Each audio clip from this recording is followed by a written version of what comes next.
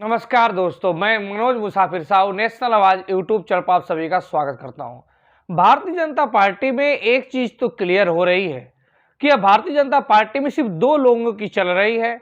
नरेंद्र मोदी जी और अमित शाह। उनके अलावा पूरे पार्टी में किसी की कोई वैल्यू नहीं है, चाहे वो संवैधानिक पद पर हो या ना हो। आप अगर देखेंगे तो बिहार में जो मुख्यमंत्री या उप मुख्यमंत्री हैं भारतीय जनता पार्टी की तरफ से, वो पूरी तरह से अमित शाह और मोदी जी के द्वारा चुने गए हैं। उसी तरह से आप राजस्थान में देखेंगे, उसी तरह से मध्य प्रदेश में देखेंगे, छत्तीसगढ़ में देखेंगे, जहां जहां इनकी सरकारें हैं वहां वहां देखेंगे। उत्तर प्रदेश में यह माना जा रहा था कि योगी आदित्यनाथ के चलते, उनके जो अपना खुद के एक जीने का एक अलग तरीका है, उसके वजह से मोदी जी या अमित शाह से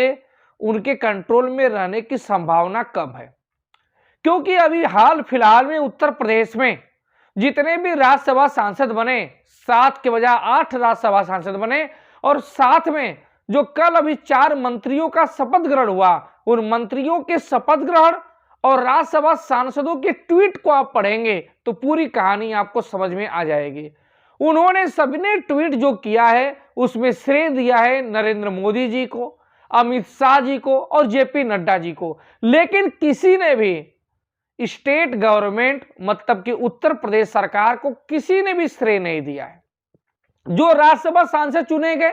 जब उनका टिकट फाइनल हुआ, जब उनको राज्यसभा का विजय का सर्टिफिकेट मिला, तभी भी उन्होंने सिर्फ मोदी जी, अमित शाह और जेपी नड्डा को उसका श्रेय दिया, और यहां तक कि योगी आदित्यनाथ जी को श्रेय नहीं दिया।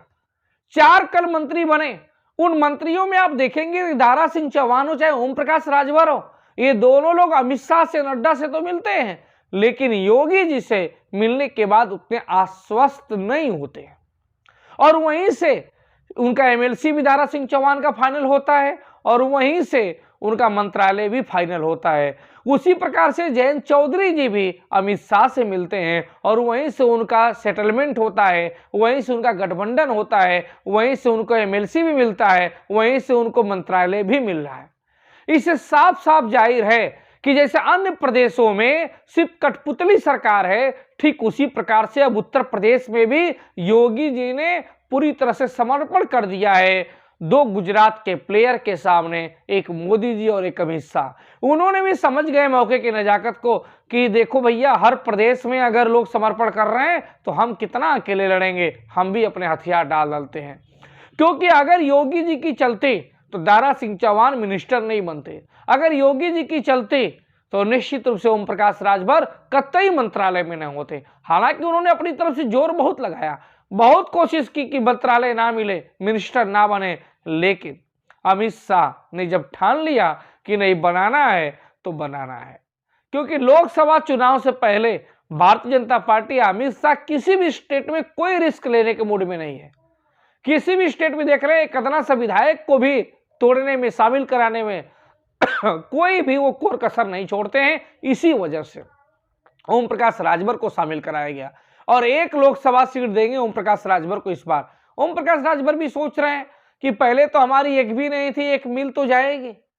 लेकिन ये भी सोचना है कि अब एक नया रास्ता दिख रहा है कि जिसको भी पॉलिटिक्स में ऊपर जाना है भारतीय जनता पार्टी में, वो सेंट्रल लेवल पे, केंद्र लेवल पे मोदी जी या अमित शाह से संपर्क के जुगाड़ में है।